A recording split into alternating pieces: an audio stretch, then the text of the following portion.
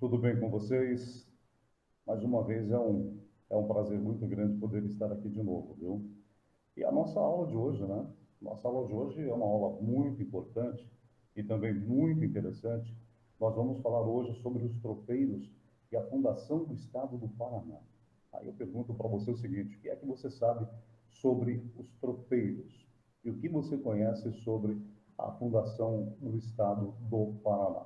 E é isso que nós vamos aprender na aula de hoje. Nunca se esqueça, viu? Nunca se esqueça que só o conhecimento realmente liberta. Eu quero compartilhar a tela com vocês, pessoal, tá? Para a nossa aula de hoje, eu quero compartilhar a nossa tela.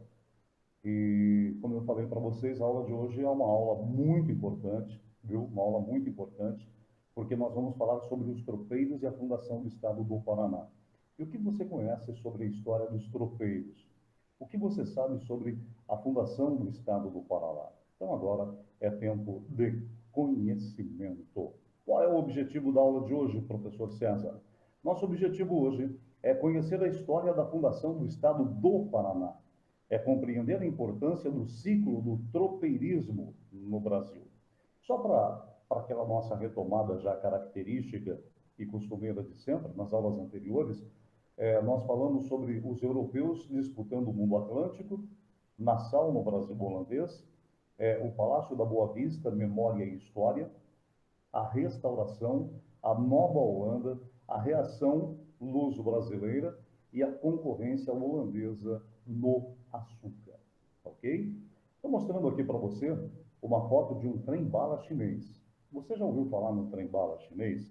Aí você vai falar assim, mas professor, o que um trem-bala chinês tem a ver com os tropeiros e a fundação do estado do Paraná? Hã? Fala para mim. O que o trem-bala chinês tem a ver, né, com a história do Paraná e também com os tropeiros. Aqui, ó, nessa foto, né, o trem-bala chinês quebra um recorde e atinge, para você ter uma ideia, 600 quilômetros por hora, gente. Esse trem-bala chinês aqui, ó, ele quebrou todos os recordes e atingiu 600 quilômetros por hora. Mas e aí, professor César Mota, o que isso tem a ver com os tropeiros e também com a nossa aula da Fundação do Estado do Paraná? Bom, pessoal, só estou fazendo um paralelo para vocês aqui terem uma ideia de que hoje, né, hoje, ó, essa foto aqui do dia 11 de outubro desse ano de 2020, hoje nós temos viagens feitas a 600 quilômetros por hora.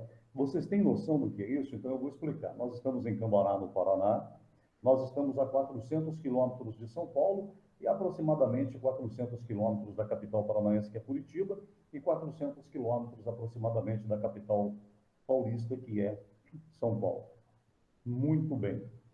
Num trem desse daqui, pessoal, ó, nesse trem aqui, nós levamos em torno de 45 minutos, 45 minutos para ir daqui a São Paulo, daqui a Curitiba, nesse trem aqui. Tá? Mas vamos colocar uma hora, né? Não gasta uma hora, mas vamos pôr aqui uma hora, para nós irmos de Cambará, a capital paranaense, ou de Cambará, a capital de São Paulo. E o que isso tem a ver com o tropeirismo? Eu quero dizer que, na época do tropeirismo, é óbvio que não existia um transporte tão rápido, tão moderno e tão eficaz quanto esse daqui. Na época que o Brasil era um país colonial, depois nós passamos para o Primeiro Império e o Segundo Império, e antes nós tivemos o período das regências, os transportes eram feitos de que forma no Brasil? Com trem-bala? Os transportes eram feitos com moderníssimos aviões? Nós tínhamos poderosos navios, poderosas embarcações? Claro que não, claro que não. O transporte era feito no lombo de animais. E eu vou mostrar para você aqui agora o monumento ao tropeirismo que se encontra no município da Lapa, aqui no estado do Paraná, pessoal. Olha aí, ó.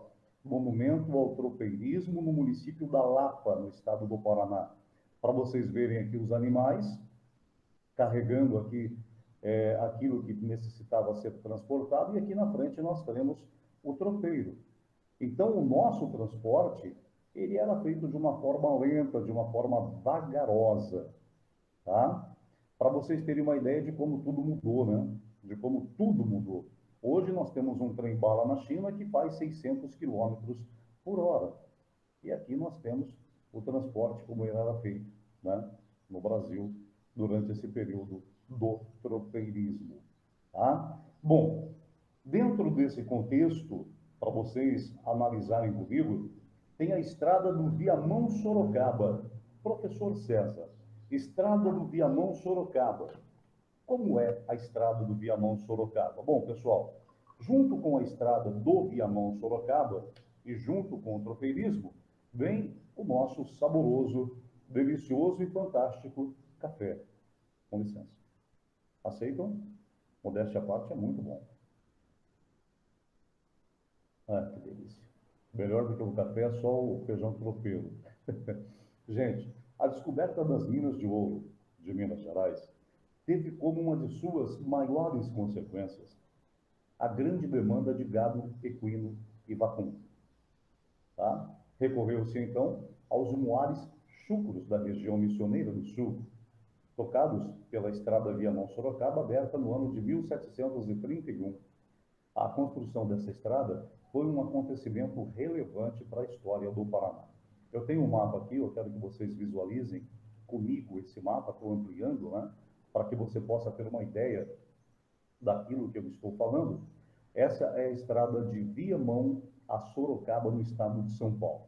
Então acompanhem comigo aqui pelo mapa. Viamão, aqui no Rio Grande do Sul, quase no litoral aqui do Rio Grande do Sul. Essa estrada corta todo o estado de Santa Catarina, ó. Vão vendo aí, pessoal. A estrada corta Santa Catarina. Aí, deixa eu ampliar mais um pouquinho aqui. Aí essa estrada, ela entra no estado do Paraná, olha aqui para vocês verem. Ela vem Ponta Grossa, Castro, Piraí, que é a cidade de Piraí no sul, Jaguariaíva, e aqui ela passa pelo estado de São Paulo e termina em Sorocaba. Ok? Entenderam? Ó, essa estrada, conhecida como Estrada de Viamão-Sorocaba, é o caminho que os tropeiros percorriam, tá? Viamão, Rio Grande do Sul, corta Santa Catarina, vem aqui, ó, pelo estado do Paraná, Lapa, Ponta Grossa, Castro, Piraí do Sul, Jaguariaíva e vai até o município de Sorocaba, pessoal. Esse era o caminho percorrido pelos tropeiros, tá? Esse era o caminho percorrido pelos tropeiros. E por que que eles percorriam esse caminho? Eu volto a falar de novo para vocês. Descoberta das minas de ouro. Por isso que o estado de Minas Gerais tem esse nome, gente. Porque os bandeirantes, na época da Guerra dos Emboabas, que foi a guerra que foi uma guerra de conflito justamente pelas minas de ouro, esse estado recebe o nome de Minas Gerais justamente devido à grande quantidade de minas de ouro que foi encontrada. E a descoberta das minas de ouro teve como uma das suas consequências os mineradores necessitavam, presta bem atenção, pessoal, os mineradores necessitavam, eles precisavam de gado, eles precisavam de equino e de vacuno. O que que eles fizeram então? Recorreram aos muares chucros, muares, mulas, animais chucros. O que é um animal chucro? É aquele que ainda não foi domesticado, tá? Lá na roça a gente fala assim, né? Não amansou ainda. O burro é chucro, o cavalo é chucro. Quando nós chamamos os muares de chucros, é porque eles ainda não foram amansados, domesticados, tá? Então, os mineiros, eles recorrem aos muares chucros da região missioneira do sul, certo? Esses muares vinham de Viamão, no Rio Grande do Sul, passavam por Santa Catarina, um grande trecho do estado do Paraná, e paravam em Sorocaba, São Paulo. Essa estrada foi aberta em 1731. ok? Aqui está a estrada, então, para vocês, Viamão-Sorocaba. Bom, o desligamento da cidade de Curitiba do ciclo litorâneo distanciou socialmente de Paranaguá e incorporou Curitiba ao sistema histórico e econômico do tropeirismo, dando oportunidade de uma marcha para o sul, para o norte e para o oeste. Dessa maneira, pessoal, Curitiba passou a ter um caráter de ligação entre as regiões que mais tarde constituiriam a futura província de Curitiba. Tá? Quais eram os entrepostos no estado do Paraná? Dos tropeiros. Quais eram? Bom, os entrepostos paranaenses, que primeiramente se tornaram vilas e mais tarde cidades: Lapa, Palmeira, Ponta Grossa, Rio Negro, Sengés, Porto Amazonas, Campo Tenente, Castro, Piraí do Sul e também a cidade de Jaguariaíba. Primeiro, elas se tornaram vilas e depois se tornaram cidades, tá? Eram entrepostos. O que seria entrepostos, professor César, dentro do tropeirismo? O entreposto é aquele local onde os tropeiros paravam para poder pernoitar, para poder descansar, para continuar aí no dia seguinte, tá bom? Então, nós estamos falando sobre o tropeirismo. Aqui nós temos uma foto, né, de uma tropa de mulas conduzida por tropeiros. Olha aqui para vocês verem, vou ampliar a foto, né, para vocês poderem ver uma tropa de mulas, tá? Uma tropa de mulas sendo conduzida pelos tropeiros. Ok, gente? Olha a importância, né, dos tropeiros para a história do Brasil, principalmente para a história do estado do Paraná.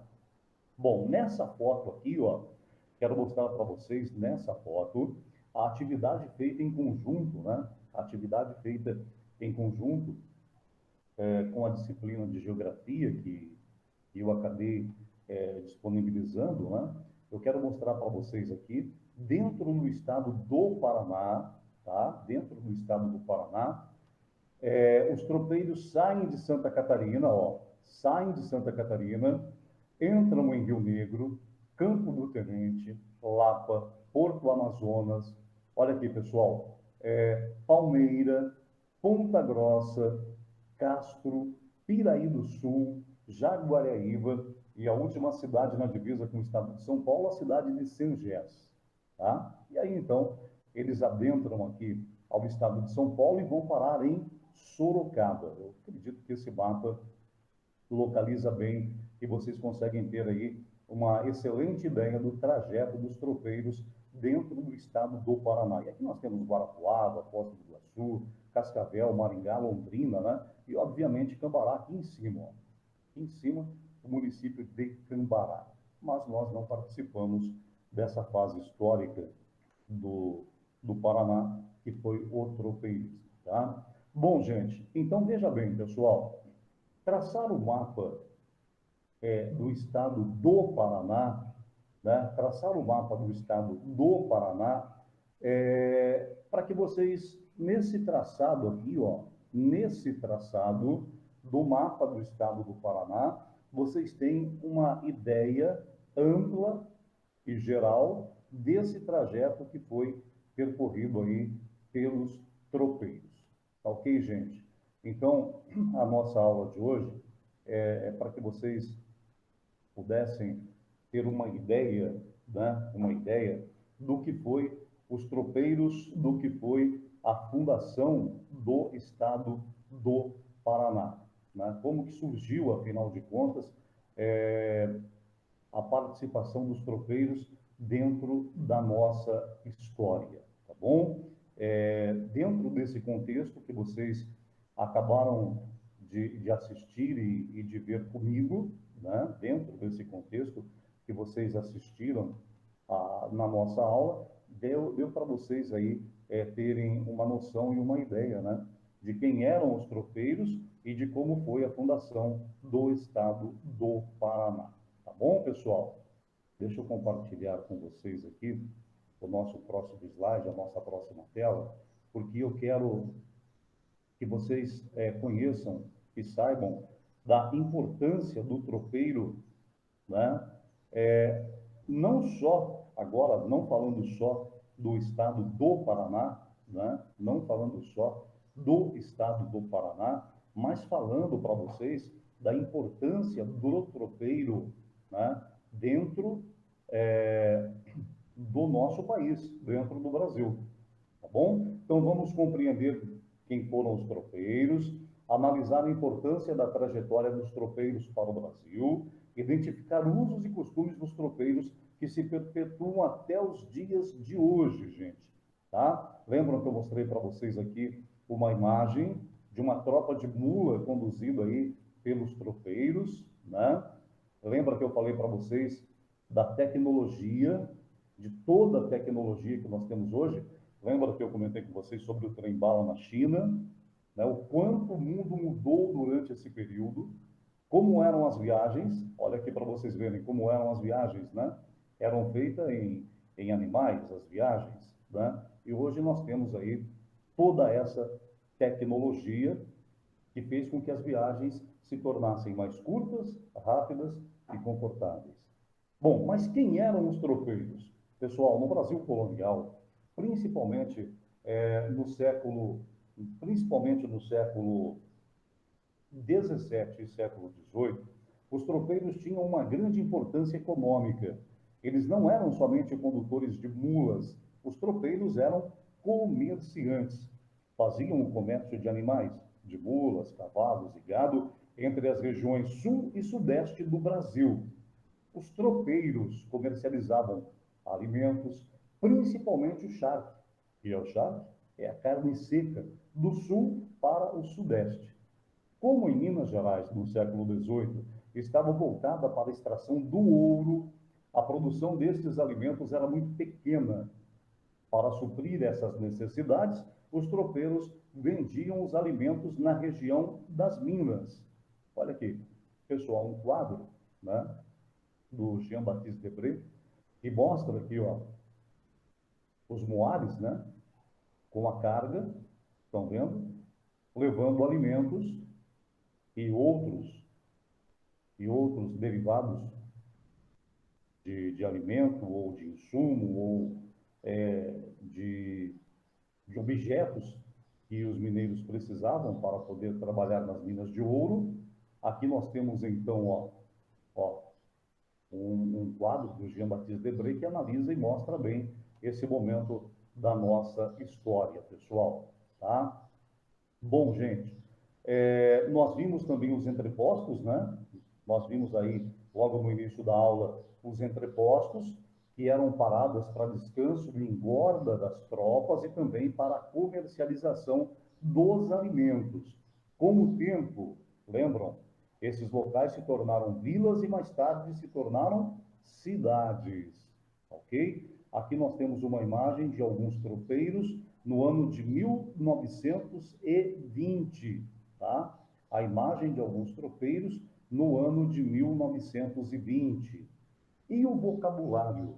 Bom, o vocabulário era diferenciado também, né? Biriva era a denominação no Rio Grande do Sul para os tropeiros do Paraná e São Paulo. Chinoca era uma mulher, uma menina, uma moça. Tá? Chinoca era uma mulher, uma menina ou uma moça. Véstia. A véstia era um casaco de couro usado pelos tropeiros. E a xepa era a comida. Esse era o vocabulário, né?